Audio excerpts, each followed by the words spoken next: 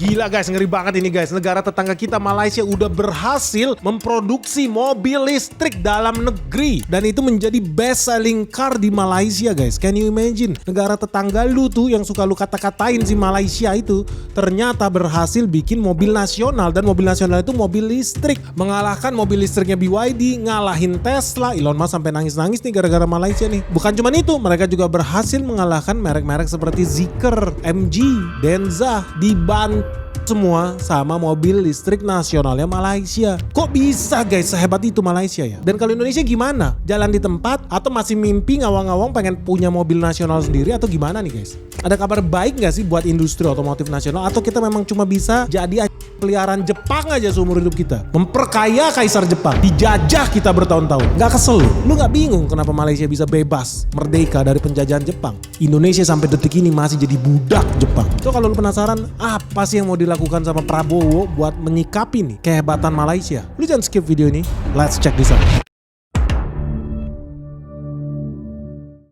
Jadi teman-teman udah tahu gak sih ketika kita lagi asik kebingungan, harga bensin naik, orang panik, negara bisa bangkrut, kurs kita hancur lebur, stok BBM kita tinggal 20 hari karena kata menteri paling pintar se-Republik Indonesia ini, akibatnya orang jadi panik. Apa yang dilakukan oleh negara kita? Harusnya bisa menghemat ya, mengurangi penggunaan BBM ya, atau mungkin harusnya punya strategi lain loh, supaya Indonesia tidak jadi budak minyak bumi yang kita harus menghamba, mengemis sama Singapura, Malaysia, dan Timur Tengah. Ya, gue sih jujur aja kecewa guys. Karena kalau lu lihat ya, gimana sih strategi mobil nasional kita? Ternyata kalau lu lihat ya, Prabowo punya program, dia udah pikirin nih buat bikin mobil nasional dalam 3 tahun. Jadi dalam 3 tahun lagi kita mau punya mobil sendiri. Ini kabar baik atau kabar buruk guys? Jujur aja nih, lu tau lah gue bukan buzzer si Prabowo lah. Dia gak punya duit juga guys buat bayar gue. Soros aja bayar gue 5 juta dolar, gue tolak guys. Prabowo bikin apa? Rencana besar dia apa? Ternyata Indonesia memang bener mau bikin mobil nasional sendiri. Bahkan mau dijadiin PSN guys. Dan salah satu kandidatnya adalah mobil listrik yang namanya I2C, Indigenous Indonesian Car. Jadi mobil asli Indonesia guys. Nah, kabarnya yang bakal menjalankan program mobil listrik nasionalnya si Prabowo ini guys, itu namanya PT TMI, Teknologi Militer Indonesia. Wah, ini kabar baik atau kabar buruk nih guys? Ya ada sedikit kabar baik. Kabar baiknya apa? Kabar baiknya menurut TMI, mobil ini udah pernah dipamerkan di Gias 2025. Dan mereka udah punya target nih produksi massal 2027 sampai 2028. Nah jujur-jujuran aja nih guys, menurut lu sendiri bisa sukses gak sih program mobil nasionalnya I2C ini yang punya buatannya teknologi militer Indonesia ini? Karena bukan cuma itu, mereka juga mau bikin mobil maung. Ini salah satu kandidat mobil nasional kita. Lu tau lah Prabowo sukanya naik mobil warna putih ya. Mobilnya keren, gagah, besar. Ternyata itu hasil made in kita juga. Buatannya di Subang, target produksi 500.000 unit guys. Gila.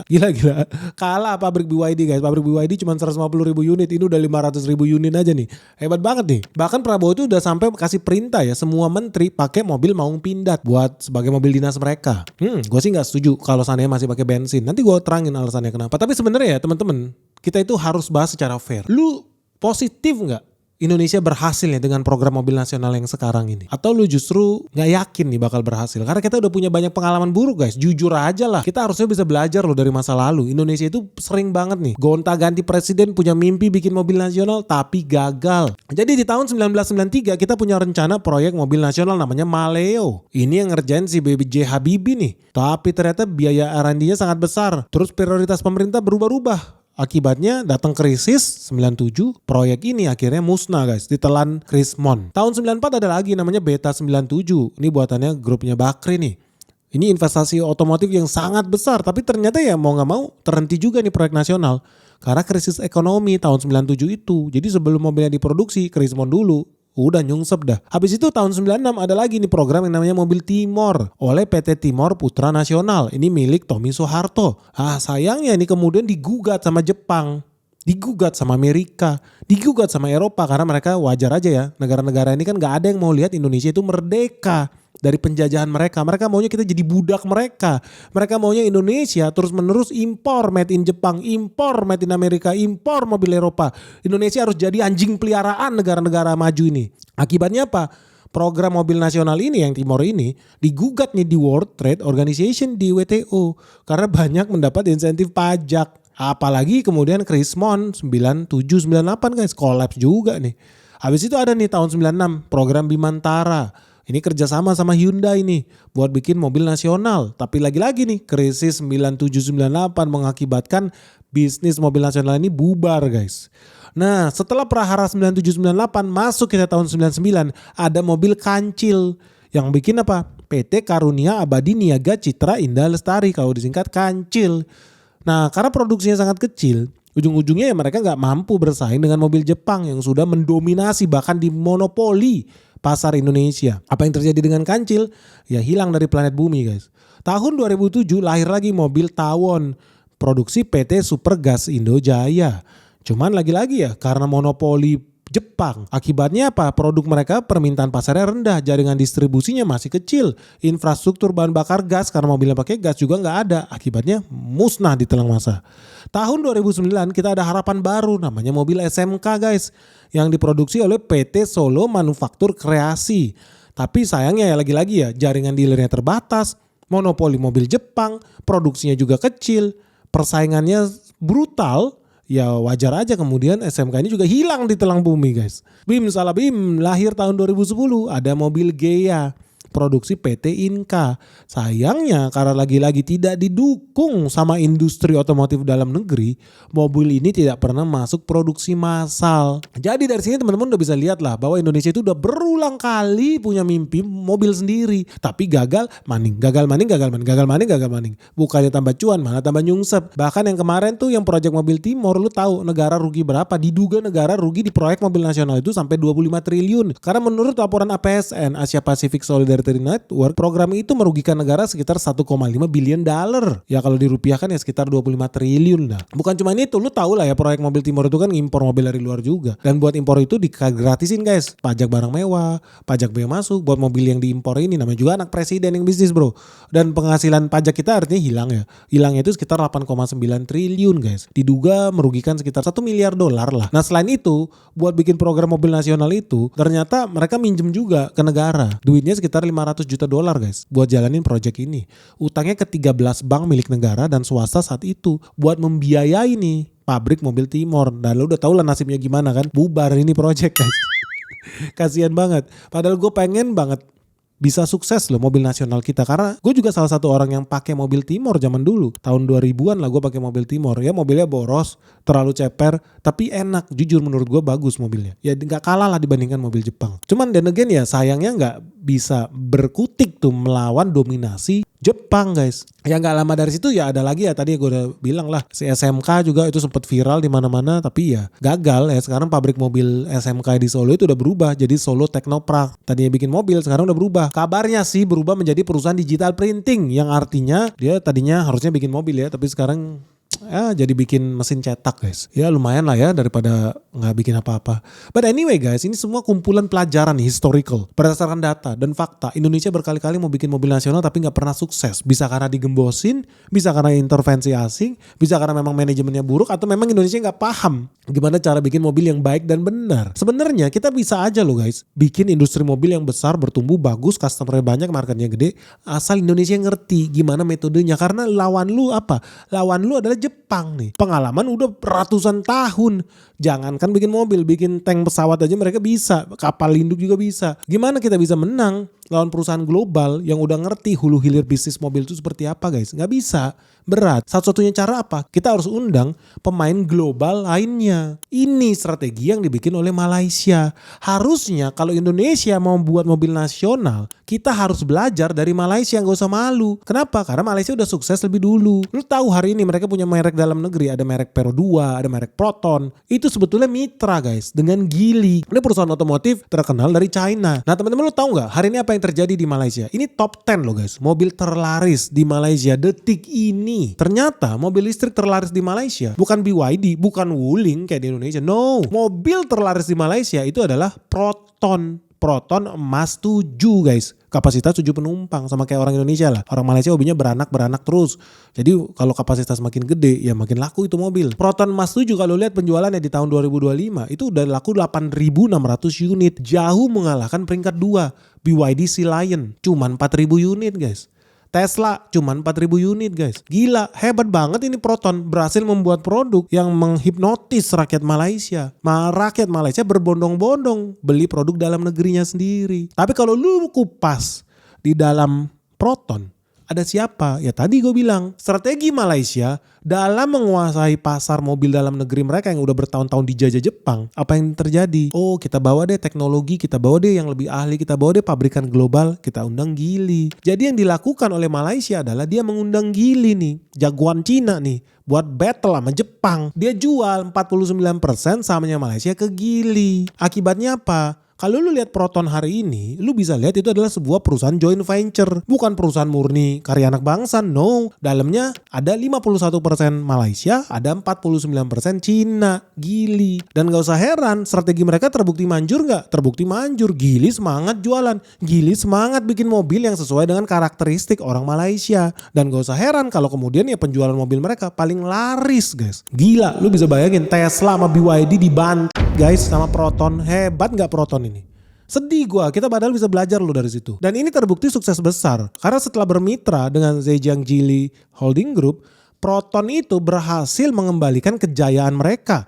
Berhasil memulihkan penjualan. Serta menguasai pasar domestik mereka. Naik signifikan guys. Lu bayangin ya, sebelum mereka jual saham Proton ke Geely, tahun 2015 market share mereka itu cuma 15%. Tahun 2016 12,5%. Tahun 2017 12,3%. Jadi makin mengecil. Dari unit mobil juga mengecil. 2015 berhasil jual 100.000 unit mobil. Tahun 2016 cuma 72.000 unit mobil. Tahun 2017 cuma 70.000 unit mobil. Jadi makin lama makin kecil. Tahun 2018 sadar nih Malaysia nih. Ternyata ada otak juga sih Malaysia. Kayaknya nggak bener nih. Lama-lama kita bisa habis disikat Jepang nih.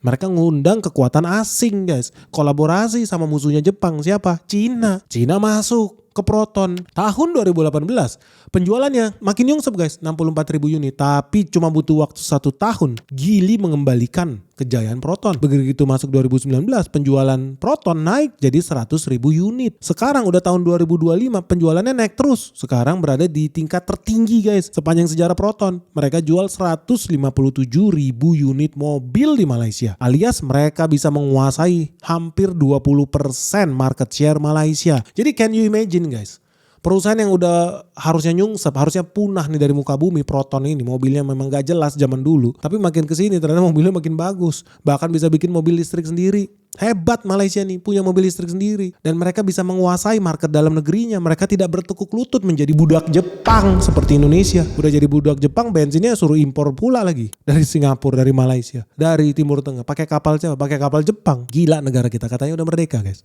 Yang merdeka ini Malaysia, yes. Hebat nih si Malaysia nih. Jadi lu bayangin mereka bisa jadi raja di negeri sendiri. Berulang kali gue bilang Indonesia juga harus. Gue bangga kita bisa pakai batu bara. Kita bisa pakai mobil listrik. Kita tidak memperkaya tuh mafia-mafia minyak Singapura. Tapi gue akan lebih bangga lagi kalau gue pakai mobil listrik made in Indonesia. Jujur. Kenapa? Lu tahu gak kenapa industri otomotif itu harus menang guys? Kita harus punya. Dan ini yang ditakutkan oleh Amerika Serikat. Kenapa Amerika Serikat berulang kali berusaha menyerang industri mobil China guys? Utamanya mobil listrik. Ini gue mau sharing sama lu guys. Signifikan loh industri mobil itu guys. Lu tahu ya ketika terjadi Perang Dunia II apa yang terjadi? Pabrik-pabrik mobil di Jerman, BMW, Mercedes, Porsche bikin apa? Kendaraan perang guys. Bikin tank, bikin pesawat. Makanya lu lihat logonya BMW. Itu apa? Baling-baling guys. Baling-baling pesawat tempur. Porsche, lu kira Panzer Jerman mesinnya dari mana? Mesinnya itu dari Porsche. Jadi dalam situasi genting, industri otomotif bisa dikonvert jadi industri perang. Makanya negara-negara maju gak pengen Indonesia punya industri otomotif sendiri. Bahaya. Dan itulah kenapa mereka akan melakukan segala cara buat bikin bangkrut BYD, Wuling, Geely, dan lain sebagainya. Kenapa? Karena BYD, Wuling, Geely, industri otomotif Cina itu sedemikian efisien guys. Sangat-sangat efisien. Makanya lu lihat mobilnya lebih canggih tapi lebih murah. Kalau ini dilakukan terus menerus lama-lama bangkrut itu Ford, General Motor, Toyota, Chevrolet. Bangkrut. Dan kalau udah bangkrut pabrik-pabrik mobil di Amerika apa yang terjadi? Tinggal dicetuskan Perang Dunia III. Menang Cina. Gak bisa mereka bikin tank. Hancur lebur. Pabrik mereka udah kolaps, bangkrut. Kalah kompetitif sama pabrikan Cina. Makanya penting banget Indonesia itu punya industri mobil sendiri. Dan teman-teman tahu secara ekonomi pun itu fakta menunjukkan banyak penyumbangan lapangan kerja, kontribusi terhadap ekonomi nasional, terhadap GDP itu sangat strategik. Makanya Jerman mati-matian melindungi Mercedes-Benz, melindungi BMW, mati-matian. Kenapa? Tadi faktor strategis buat perang. Yang kedua, faktor ekonomis. Teman-teman tahu, industri otomotif di Malaysia itu menyumbang 5% terhadap GDP mereka. Gila guys, perekonomian nasional mereka ditopang oleh industri otomotif. Bahkan bisa menyerap 700.000 tenaga kerja. Vital ini barang guys. Dari situ juga udah bisa lihat lah kenapa juga Cina gigih banget ya memperjuangkan industri otomotifnya. Ya sektor otomotif di Cina begitu strategis. Lu tahu industri otomotif di Cina itu menyumbang 10% terhadap GDP mereka. 10% loh. Jadi sumbangannya itu sekitar 2.300 triliun. Jadi ini industri besar. Menyerap 4 juta lebih, 4,3 juta tenaga kerja di Cina. Udah dapat lapangan pekerjaan, kontribusi ekonominya ribuan triliun, terus apalagi lu dapat teknologi. Lu dapat apa? Lu bisa menang perang guys. Bonus nih, makanya wajib bangkrut tuh. Ford, Toyota dan lain sebagainya. Kenapa? Karena kalau terjadi perang dunia 3, bahaya kalau mereka masih hidup industri otomotifnya. Wajib hilang guys. Nah Indonesia jangan juga lu tutup mata. Inilah geopolitik dunia, hubungan antara dunia bisnis, dunia investasi, dan geopolitik guys. Ujung-ujungnya apa? Lu tentu pengen negara lu menang lah, negara lu survive lah kalau terjadi perang dunia 3 kan. Jadi dari sini lu udah tahu lah betapa pentingnya industri otomotif. Kalau ada sebuah negara pengen jadi negara maju, pengen jadi negara kaya raya, mau gak mau harus punya industri otomotif nasionalnya sendiri. Jangan kita jadi negara budak Jepang terus, malu. Lu contoh tadi tuh Jerman, lu tahu industri Jerman, ternyata GDP negara Jerman 6% disumbangkan sektor otomotif. Sektor otomotif menyumbang 780.000 tenaga kerja. Gede loh. Gede banget dapat tenaga kerja, dapat GDP juga, tumbuh signifikan, penting makanya harus dilindungin. Jepang apalagi, makanya mereka jor-joran propaganda ke Indonesia. Bilang mobil listrik jelek lah, ngapain pakai mobil Cina lah, orang goblok aja yang beli mobil Cina. Ya, namanya juga propaganda guys, manipulatif. Harus mereka lakukan itu. Kenapa? Lu tahu industri otomotif di Jepang menyerap 5,5 juta tenaga kerja. Lu bayangin lebih dari 5 juta orang menggantungkan nyawanya, penghidupannya ke bisnis mobil yang ada di Jepang. Wajar mereka mati-matian melindunginya. Kita juga harus begitu. Ketika sawit kita diserang, ada jutaan orang bergantung hidupnya menjadi petani sawit. Ya kita harus membela mereka. Jangan malah lu belain George Soros and the gang. Malah ikut-ikut ngatain petani sawit di dalam negeri. Kesel gua sama lu. Kemakan lu propaganda palsu lu. Padahal udah jelas minyak sawit itu yang paling baik, paling bagus, paling ramah lingkungan. Karena per hektarnya mereka jauh lebih efisien dibandingkan minyak canola, minyak jagung, minyak soybean, minyak biji matahari. Udahlah, kalau lu pakai minyak biji matahari lu harus buka lahan 50 kali lebih besar dibanding lu lahan sawit. Berarti harus lebih banyak deforestasinya. Artinya kalau ada orang membuka kebun kelapa sawit, bumi ini harus bersyukur sama mereka. Karena dia berhasil mengurangi deforestasi. Lu nyambung gak sih? Jangan lu malah ikut-ikutan kemakan propaganda busuk mereka. Menyerang industri strategik dalam negeri lu sendiri. Hati-hati lu. Kemakan lo, cuci otak mereka lo. So anyway guys, kita kembali ke bisnis mobil. Gue sih pengen banget ya Indonesia punya mobil sendiri. Negara kita harusnya belajar dari sukses story-nya Malaysia. Gimana ceritanya mereka bisa sukses itu guys? Ternyata mereka belajar dari China. Jadi Malaysia itu belajar dari Deng Xiaoping. Deng Xiaoping ini orang pinter guys, sadis, iya, brutal, iya, tapi demi rakyatnya, demi negaranya biar maju. Brutal dia, tegas. Tahun 1978 di era kepemimpinan Deng Xiaoping dia melihat, oh negara maju wajib punya industri otomotifnya sendiri. So apa yang dilakukan oleh Cina pada saat itu, mereka mengundang pemain besar dari Jerman namanya VW, Volkswagen tahun 1978. Mereka dibujuk untuk bikin pabrik di China. Nah, pada tahun 1984 akhirnya sepakatlah Cina dengan Jerman untuk membuat perusahaan joint venture yang namanya Shanghai Volkswagen di China. Nah sahamnya sendiri, nah ini pinternya Cina guys. Lu boleh bisnis ke Cina, lu boleh bikin pabrik di Cina, tapi lu harus ngasih saham sama negara. Pinter negara Cina nih. Jadi lu dibuka akses. Jerman lu boleh jualan mobil di Cina. 1 miliar penduduknya. Tapi enak aja lu cuannya buat lu sendiri. Lu harus kasih 50% saham lu ke negara guys. Hebat ini negara komunis Cina nih. Punya nyali negosiasi sama dewa otomotif Jerman guys. Gila. Akhirnya perusahaan joint venture yang namanya SAIC, Shanghai Automotive Industry Corporation, sahamnya itu 50% dimiliki Cina dan sisanya 50% dimiliki oleh Jerman. Nah, sejak terbentuknya perusahaan joint venture ini di tahun 1985, inilah yang menjadi kunci transfer teknologi yang membuat industri mobil Cina berkembang pesat di 1990-an. Jadi kalau zaman dulu lu tahu lah motor Cina kualitasnya kayak sampah, jelek, jaling segala macam. Tapi wajar, itu proses transisi mereka menjadi negara superpower di bidang industri dan manufaktur guys, dan ke otomotif. Halo guys, ngeri banget ini guys. Market terus menerus nyungsep, merah membara dan crash di mana-mana. Nah, buat teman-teman yang merasa bingung nih gimana cara melewati navigasinya nih. Peperangan yang terjadi di Iran bentar lagi buka cabang di Asia. Kalau lu nggak siap guys, lu jangan kaget kalau lu harus berpisah dengan harta kekayaan lu. Nah, terus gimana kalau teman-teman yang masih belum tahu dan belum tahu gimana caranya bersiap menuju dunia yang makin kacau ini? Jangan sampai lu investasi lu terganggu. Segera gabung di Benix Investor Group. Karena apa yang terjadi di market crash hari ini, merah membara, sudah gue share dari tahun lalu. Dan hari ini semua berjalan sesuai skenario yang gue ajarin. So buat teman-teman yang pengen tahu gimana caranya cari cuan ya di era perang dunia 3 ini, segera daftarkan dirimu sekarang juga hanya di www.benix.id. Karena cuma di sini ya kita bakal ajarin lu gimana cara investasi yang benar. Kita bakal ketemu dengan direksi-direksi perusahaan top yang ada di Indonesia. Kita akan ajak lu buat site visit, temu emiten, bahkan kita ada acara sebentar lagi gala dinner bersama seluruh investor di Benix Investor Group. So tunggu apa lagi guys? Orang dari luar negeri aja berbondong-bondong buat ikut Benix Investor Group. Masa lu ketinggalan? Benny Batara, the founder of the Benix Investor Group. Yuk buruan segera daftar di Benix Investor Group sekarang juga. Tapi wajar itu proses transisi mereka menjadi negara superpower di bidang industri dan manufaktur guys. Dan ke otomotif. Siapa sangka ternyata tadinya mereka buat mobil kelas nasi uduk guys. Maksud gue cuma tukang nasi uduk sama tukang sampah kali yang mau pakai mobil buatan Cina. Sekarang malah jadi mobil buatan mereka nomor 1 di dunia. Nah perkembangan zaman, upgrade terus.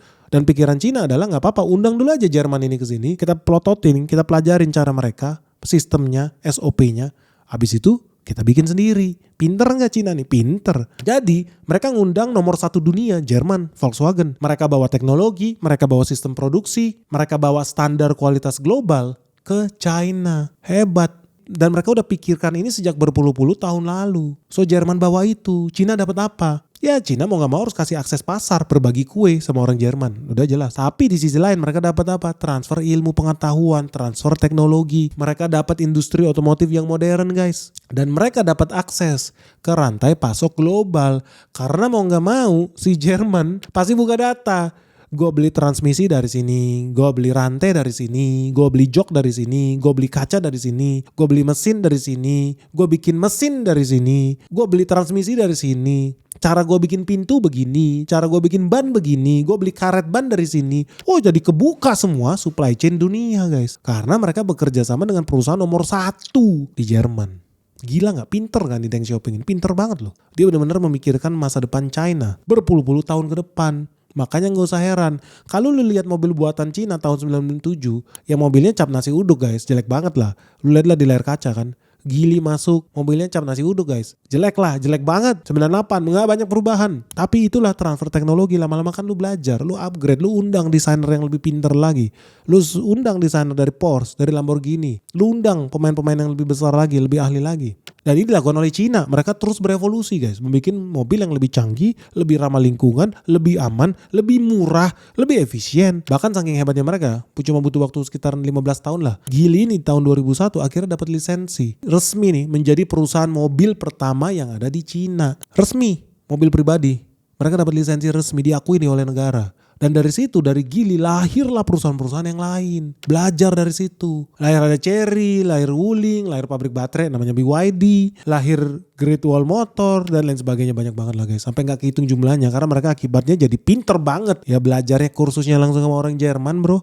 Gimana gak tambah hebat lah mereka ini. Alhasil apa ya? Lu lihat hari ini mobil Cina saat ini merajai pasar mobil dunia. Dan hari ini dunia planet bumi itu 35% loh pasar mobil dunia. Bukan lagi dikuasai Jepang. Tapi 35% pasar mobil dunia dikuasai oleh China guys. Lu bayangin. Indonesia jual 1 juta mobil per tahun aja termehek-mehek guys. Cina jual 34 juta mobil guys setiap tahunnya. Gila gak? 34 juta mobil dia jual setiap tahunnya. Mendatangkan duit sekitar 26.000 triliun. Gila nih udah hampir 10 kali APBN Indonesia bro. 26.000 triliun penghasilan mereka cuma dari dagang mobil. Itulah kenapa penting. Kenapa Indonesia menurut Benix wajib loh punya industri mobil dalam negeri yang kuat. Punya mobil nasional sendiri. Lebih bagus lagi kalau pakai listrik. Supaya kita transisi. Tadinya kita memperkaya Raja Arab. Sekarang kita memperkaya bangsa sendiri. Listrik swasembada energi kita. Dibanding batu bara kita ekspor ke luar negeri harga murah bro. Yang bener aja lu. Terus kita impor minyak harga mahal kan tol. Ngapain? Ya mau gimana lagi, mobil kita semua dipaksa pakai bensin. Sengaja Jepang bikin kita bodoh. Sengaja biar orang-orang banyak anak-anak stunting, hidup polusi udara. Kan goblok kita ini.